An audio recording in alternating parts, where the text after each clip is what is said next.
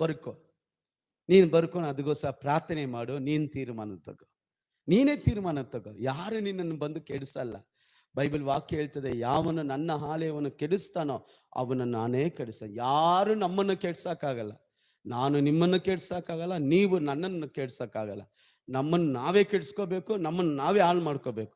ನೆಪ ಹೇಳೋದೇನು ಗೊತ್ತಾ? ಪಾಸು ಸರಿ ಇಲ್ಲ, ಅವರು ಸರಿ ಇಲ್ಲ, ಇವರು ಸರಿ ಇಲ್ಲ, ಅವರು ಸರಿ ಇಲ್ಲ, ಇವರು ಸರಿ ಇಲ್ಲ. ಕರೆಕ್ಟಾಗಿ ಹೇಳ್ಬೇಕಂದ್ರೆ ನಾವೇ ಸರಿ ಇಲ್ಲ. ದೇವರು ಹೇಳ್ತಾ ಇದ್ರೆ, ಸೇವೆ ಮಾಡುವರ ಜೊತೆ ನಾನಿದ್ದೇನೆ. ಈ ವರ್ಷ ಕರ್ತನು ಸೇವೆ ಮಾಡುವವರನ್ನ ನಿಶ್ಚಯವಾಗಲು ಆಶೀರ್ವದಿಸ್ತಾರೆ. ಆಮೇನ್. ಅವನ ಗತಿಯನ್ನ ನಾನೇ ಏರ್ಪಡಿಸ್ತಾನೆ. ಆಮೇನ್. ಹಲ್ಲೆಲೂಯಾ. ಲೂಕನ ಸುವಾರ್ತೆ 16:10 ನಿಮ್ಮೆಲ್ಲರಿಗೂ ಗೊತ್ತಿರುವ ವಾಕ್ಯ. ಆ ವಾಕ್ಯ ಹೇಳ್ತದೆ, ಸ್ವಲ್ಪದಲ್ಲಿ ನಂಬಿಗಸ್ತನಾಗಿರು. ದೇವರು ನಿನ್ನ ಕೂಡ ಇರಬೇಕಾ? ದೇವರು ನಿನ್ನನ್ನು ಆಶೀರ್ವದಿಸಬೇಕಾ? ನೀನು ಮಾಡುವಂತ